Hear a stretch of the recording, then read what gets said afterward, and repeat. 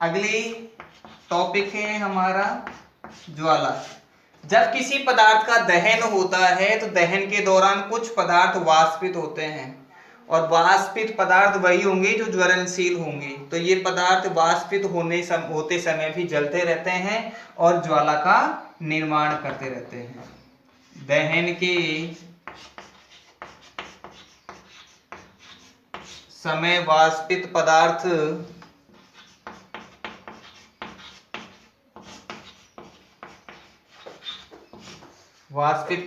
ज्वाला का निर्माण करते हैं।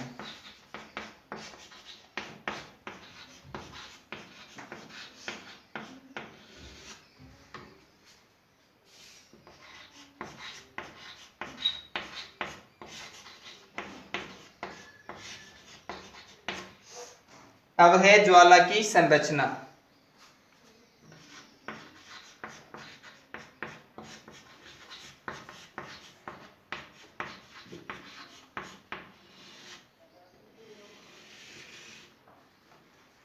जब हम लकड़ी या कोयला जलाते हैं तो कोयला या लकड़ी जलते समय ज्वाला के विभिन्न रंग दिखाई देते हैं। कुछ ज्वाला का कुछ भाग लाल रंग का दिखाई देता है, जो उसके मध्य वाला भाग होता है। ज्वाला का सबसे ऊपरी भाग होता है, वो भाग थोड़ा नीला होता है और मध्य से और बाहरी वाले भाग के बीच में पाए जाने वाला जो भाग होता है वो हल्का सा पीला होता है। ज्वाला का जो भाग पीला होता है वो मध्य में गर्म होता है। ज्वाला का नीला भाग सबसे ज्यादा गर्म होता है और ज्वाला का लाल वाला भाग सबसे कम गर्म होता है। तो ज्वाला का जो लाल भाग होता है उस लाल भाग में अधजले कार्बन के कण पाए जाते हैं और ये अधजले कार्बन के कण ही धुएं का निर्माण करते हैं।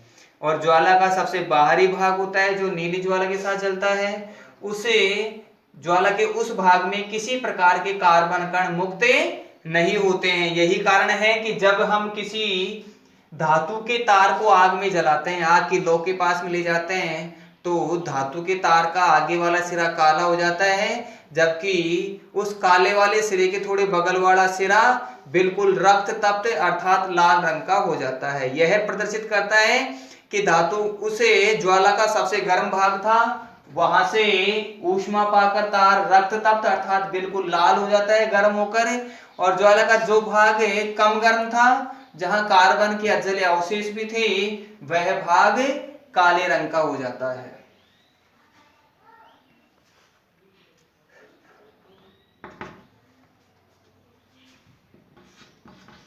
ज्वाला के 3 भाग होते हैं।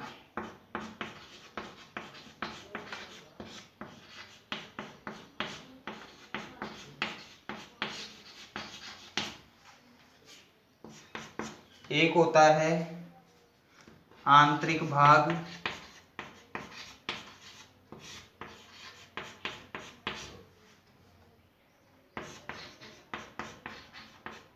लाल ज्वाला, और ये होता है कम गर्म।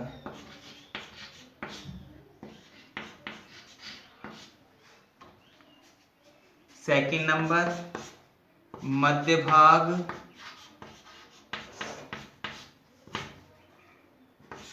ये होता है पीली ज्वाला के साथ, ये मध्यम गर्म होता है।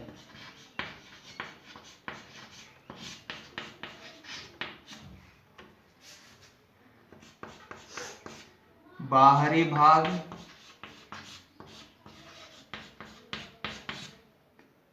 नीली ज्वाला के साथ, और ये अत्यधिक गर्म होता है।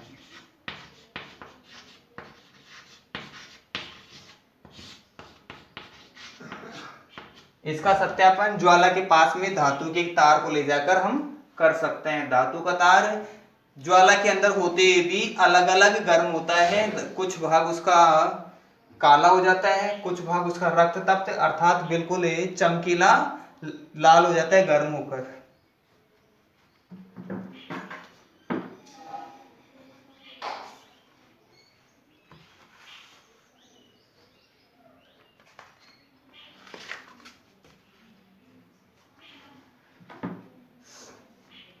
अब ज्वाला की संरचना के लिए हम स्पष्ट करते हैं।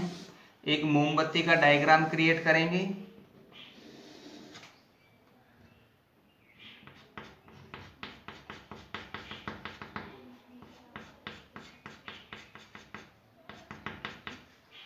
और इस मोमबत्ती की ज्वाला का भाग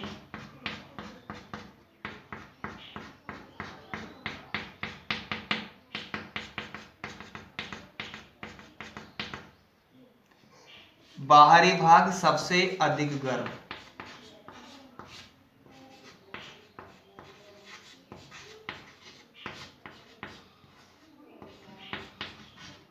बाहरी भाग सबसे अधिक गर्म है, इसका अर्थ है नीली ज्वाला के साथ जलेगा। मध्य भाग या आंतरिक भाग कहेंगे इसे,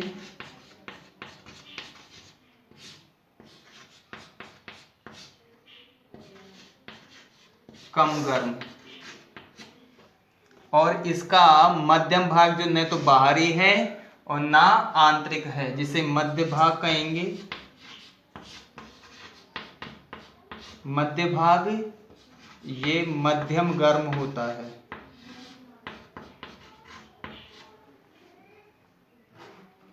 इसे हम मोमबत्ती कहेंगे।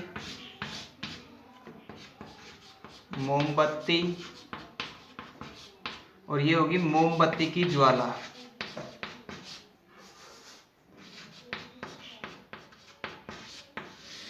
मोमबत्ती की ज्वाला का चित्रण।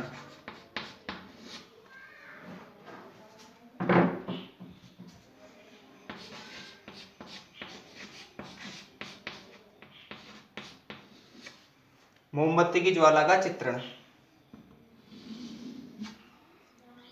इन भागों को हम स्पष्ट कर पाएंगे। अब यहाँ एक सिस्टम है कि जब हमने कभी देखा हो, किसी सुनार की दुकान पर गए हो, तो हम देखते हैं कि सुनार एक पाइप वाली फूकनी होती है जो आगे से मुड़ी होती है, और उस मुड़ी हुई फूकनी से ज्वाला के सबसे बाहरी भाग पर फूंक मारकर और उससे वो धातु को पिघलाता है। इसका कारण यही है कि ज्वाला का सबसे बाहरी भाग सर्वाधिक गर्म होता है। ज्वाला का सबसे बाहरी भाग सर्वाधिक गर्म होता है। इस कारण धातुएं आसानी से पिघल जाती है या जल्दी पिघल जाती है, और धातुएं काले भी नहीं होती है।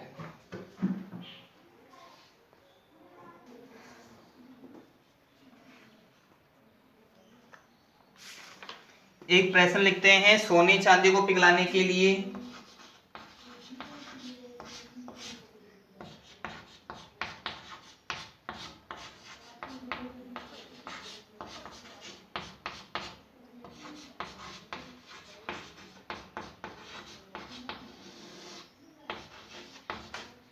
सोने चांदी को पिघलाने के लिए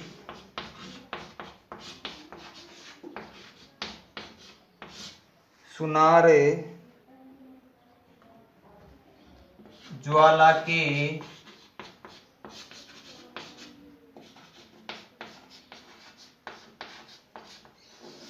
कौन से भाग का प्रयोग करते हैं?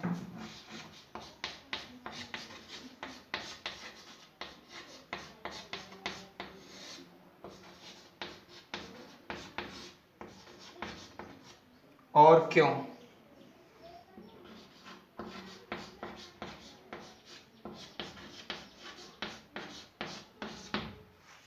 इसका आंसर लिखेंगे, सोने चांदी को पिघलाने के लिए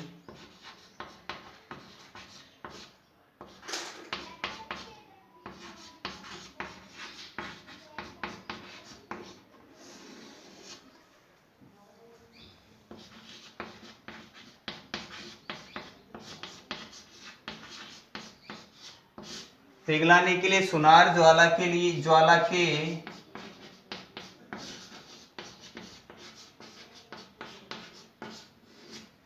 सबसे बाहरी भाग का प्रयोग करते हैं।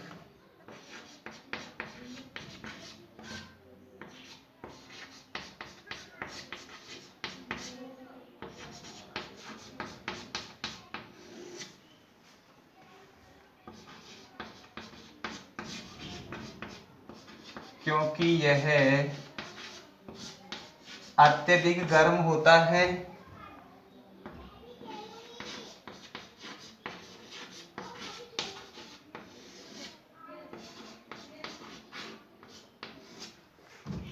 अत्यधिक गर्म होता है जिससे ये आसानी से पिघल जाते हैं या फिर जल्दी पिघल जाते हैं।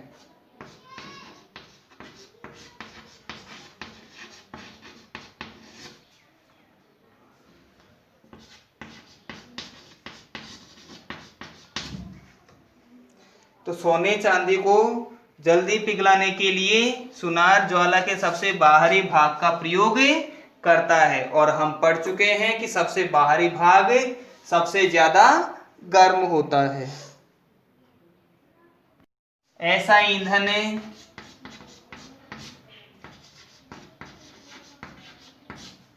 जो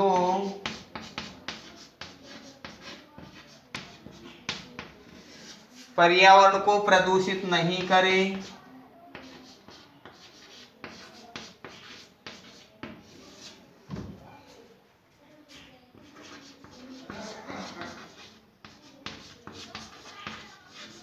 तथा आसानी से उपलब्ध हो सके। पर्यावरण को प्रदूषित नहीं करे तथा आसानी से उपलब्ध हो सके, आदर्श ईंधन कहलाता है।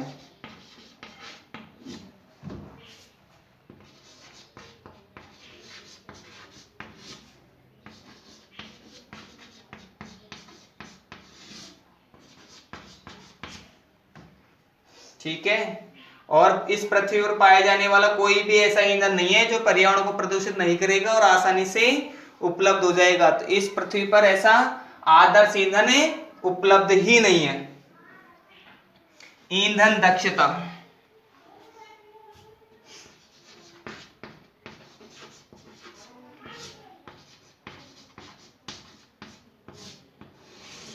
ईंधन दक्षता प्रति इकाई किलोमीटर या प्रति किलोग्राम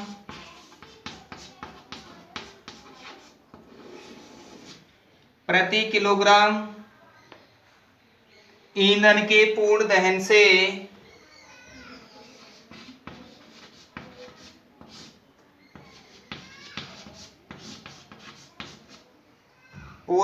से प्राप्त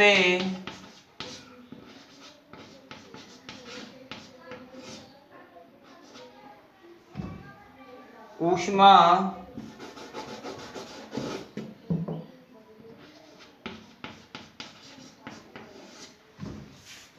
ईंधन की दक्षता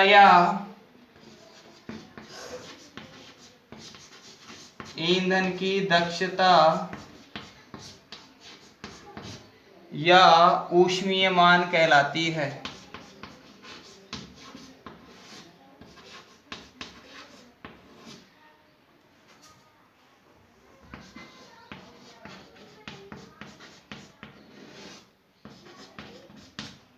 ईंधन के ऊष्मीय मान को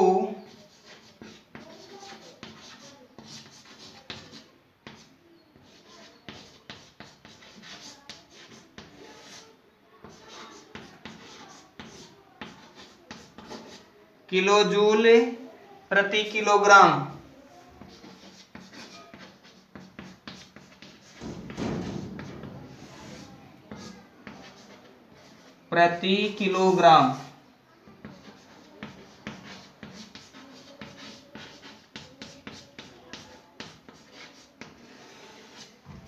इंग्लिश में लिखा जाता है केजे पर केजी में मापा जाता है।